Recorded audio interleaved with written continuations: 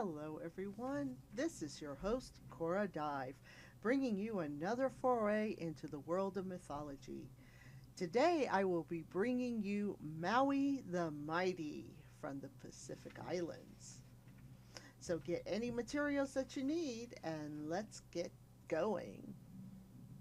Our cast: Maui, a mighty demigod; Taranga, mother of Maui; Makea, the father of Maui; brothers 1, 2, and 3, Maui's brothers; Jellyfish, a sea creature; Makuita, a fire goddess; Muri, a rotting goddess; Tama Nui Terra, god of the sun; and then Hina, Maui's grandmother. Now that we know our cast, let's get to it. Before Maui came along, things were different. It wasn't that he brought anything new into the world. His gift was taking what was and making it better. But it was a gift that he had to learn to use properly. Maui's life, which made such a difference, almost ended as soon as it had begun. Maui was born the son of Taranga, an immortal, and Makea, a mortal warrior. But when Taranga, Maui's mother, gave birth to him, she was shocked at the sight of his frail form. "Oh, this child will never survive." So she cut off a lock of her hair, tenderly wrapped the tiny child within it, and let him sink down into the ocean. Because of this, Maui is called Maui Tiki Tiki, or Maui formed in the top knot. Baby Maui would have sank right down to the ocean floor, but the waves lifted him up, caressed him back to life, and carried him to a passing smack of jellyfish. "What is this? It's not a human, but it's not a god either. Bit of both. Well, little one, the land dwellers may have thrown you away, but we sea creatures will care for you." Careful not to sting him with their tentacles, the jellyfish lifted him up and nestled him down into a cradle among the sea kelp. At the bottom of the sea, they tended Maui as he grew from a baby to a boy. Then, when they saw it was time for him to return to the human world, they summoned a mighty wave to carry Maui home. Maui's family was all gathered in the house of assembly when they heard a thump on the roof. "Did you hear something?" "Probably just the wind." Taranga looked down, and standing among her 3 older boys was a smaller boy, one who had not been standing there a moment before. "I only have 3 sons. Are you my son that I laid in the sea?" "I am. My name is Maui. Can I stay here now?" Of course you can stay. The sea has sent you back to me." "Good. I don't have to eat sea kelp anymore, do I?" His mother smiled. "I see things are going to be much more interesting with you around, Maui." Although Maui missed the sea, he loved living on land. Each night in the house of assembly, Maui's father told tales of the mighty gods, which filled little Maui's head with wonder. "In the beginning of the world, Rangi the sky and Papa the earth were locked in an eternal embrace, and nothing could separate them." Ew, this isn't a love story, is it? "Yes, but listen. Rangi and Papa were happy, but everything in between them was crushed by their affection. Trees had to grow sideways and mountains were smashed flat because there was no place for them to go. The other gods couldn't even stand up straight. They knew something had to be done. So, working together, they used their great strength to push Rangi up into the sky, and gave everything on earth room to live. Pushing and shoving? That's better. Rangi did not want to leave his lovely papa behind, but the gods forced him way up high. To this day, Rangi still cries tears of sadness, and Papa quakes and buckles to be reunited with her love. It may have made them sad, but it was good for mankind. I want to do deeds like that someday. Well, maybe, but you are not a god, Maui. You're a demigod, part god, part man. I want to do good deeds, just like the gods who lifted up the sky. Maui's brothers laughed at him. How can you imagine a runt like Maui lifting anything? He couldn't reach the door latch, let alone the sky. Maui swelled up his chest, and glared at them angrily. I may be small, but I'm mighty. Just you watch and see. I'll do great deeds someday. His father smiled. You just might.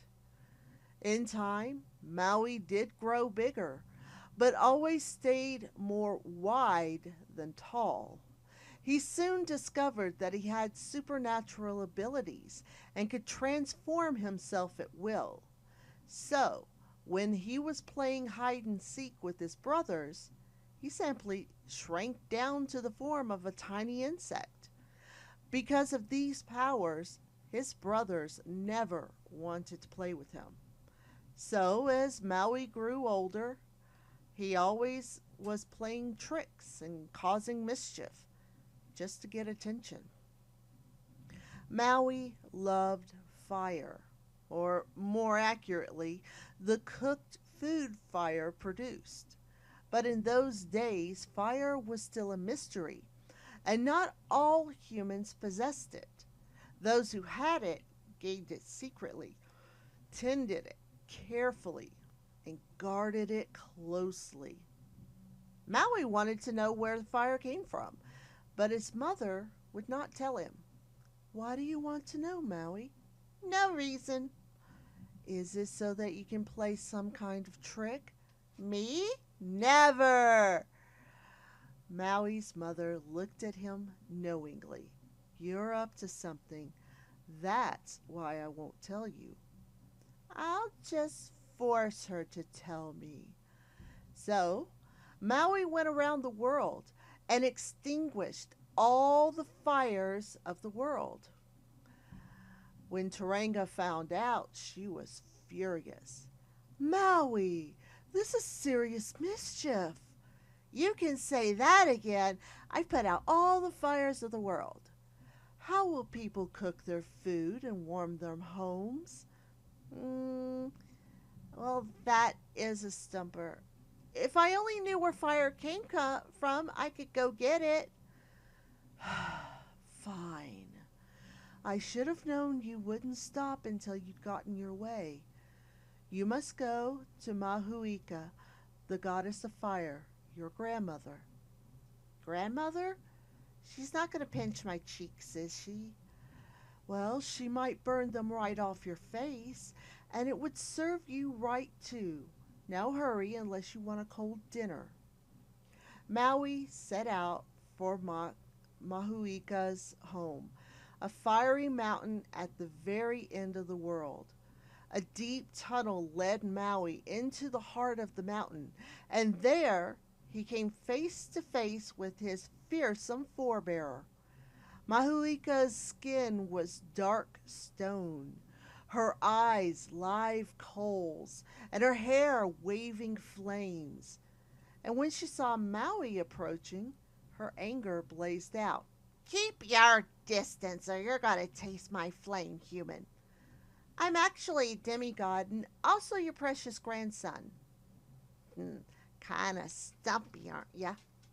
Watch it, Granny. I mean, honored goddess. Might you share your gift of fire with me? Why should I? It's mine. Well, all the fire we had went out. Wasted it, huh? Should have known. That's typical of a youngster human like you, demigod. You know, back in my day, a bit of flame went further than it does now. We had to work harder for it, too. Old battle axe. So, are you going to give me fire or not? Very well. Just a little blaze. Mahuika held up her hand. Upon each fingertip burned a fiery fingernail. She pulled one of them loose and handed it to Maui. Now, scram! Don't let me see you around here again, whippersnapper. Maui marched triumphantly away with the flame in his grip.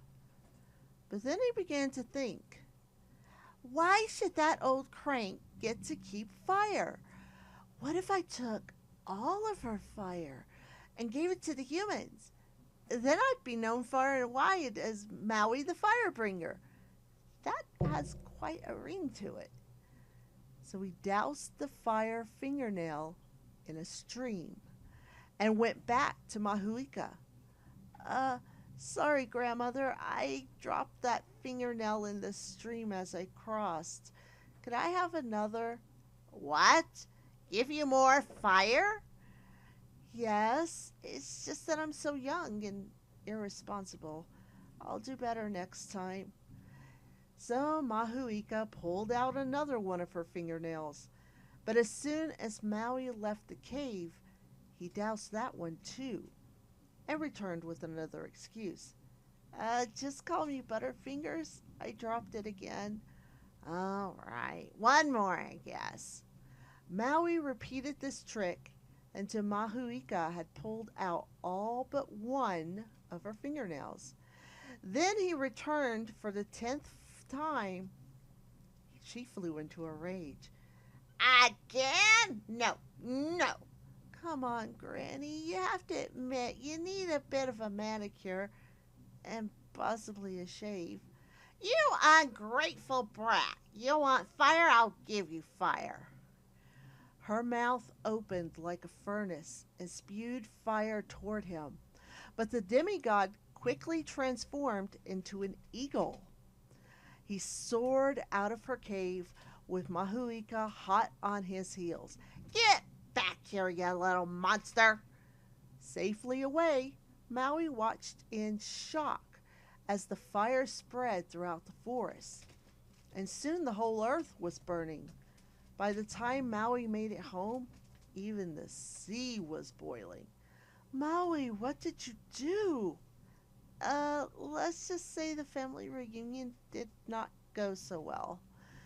Go and beg your grandmother's forgiveness, young man, while I try to do something about the fire. So Turanga called out to Rangi, the god of the sky, and he rained down upon the earth, putting out the raging flames.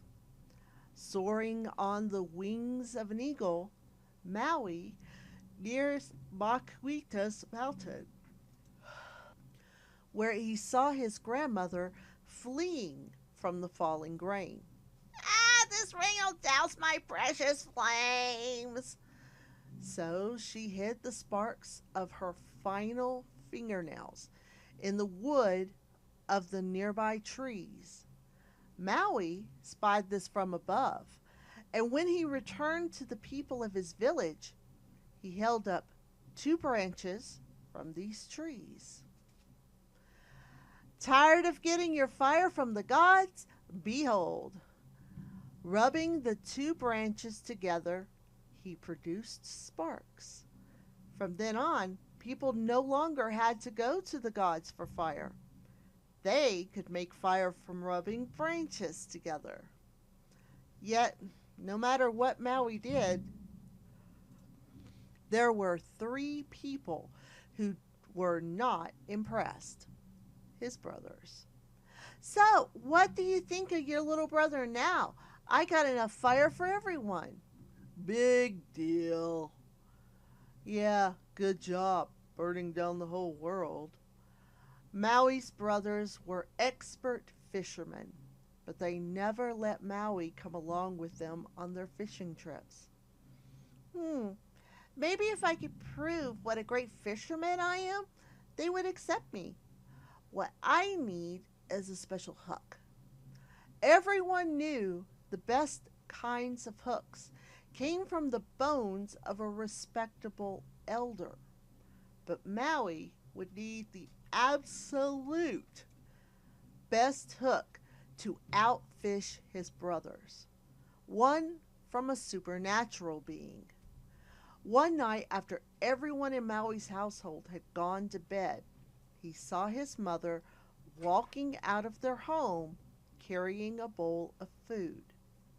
I wonder what she's up to.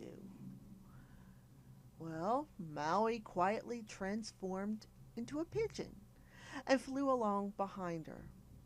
He watched in surprise as his mother lifted up a clump of grass from the ground, revealing a portal to the underworld. Going somewhere, mother? Am I the mother of a talking pigeon now? Oh, yeah.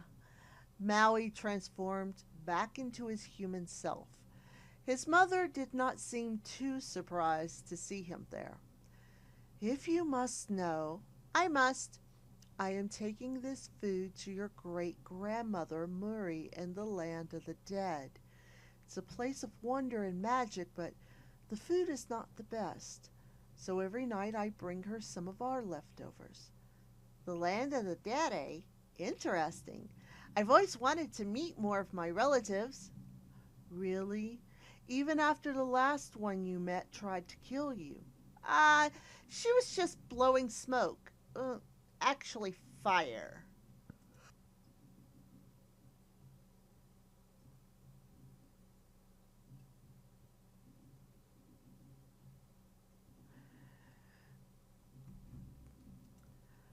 Fine, Maui, but please do nothing to offend her. She gave Maui the food, and Maui shimmied down in the portal to Rarohinga, the underworld. In that subterranean land, all the people were half living, half dead. One side of their bodies healthy, and the other decayed. Maui explored a bit, taking in all the sights of the strange subterranean land. No need to hurry, I guess. I want my ancestor to be good and hungry when I arrive with this food, and I'll use that to my advantage. Finally, he arrived before the goddess Muri. Her form was frightening, a bloated giant with frizzled hair, half rotten and clotted with gore. Her gelatinous stomach spilled onto the ground before her, and it rumbled like thunder at the sight of the food Maui held. Food gets in my belly. Oh, my. Sounds like someone's hungry. It's about time. I don't know who you are, and I frankly don't care. A few hours ago, I decided I would just gobble up the food and the delivery person. Family shouldn't eat family. I'm your relative. Plus, I'm speedy. And you look not so speedy. I guess you could call me fast food. Give me the food. A little ham hock like you wouldn't make much of a side dish anyway. As the goddess spoke, Maui eyed the goddess's exposed jawbone, showing through the rotted flesh of her cheek. It would make an excellent fish hook. I'll give you this food if you give me that jawbone of yours. The decomposing one, that is. Fine, take it. I can chew on the other side anyway. Just give me the food.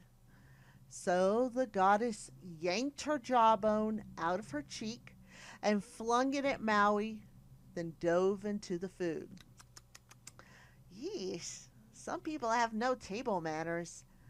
When Maui returned to the world above, he kept the jawbone a secret from his family, especially his brothers. He found them on the beach, preparing to launch their canoe. Going on a fishing trip, brothers? Yeah, without you. They sailed away quickly, but Maui transformed into a bug and clung to the side of their boat until they were far out to sea. Then he materialized in front of them. Maui, we told you to stay home. Ah, let him stay. We'll outfish him easy. I hate this fly. This fly needs to go away.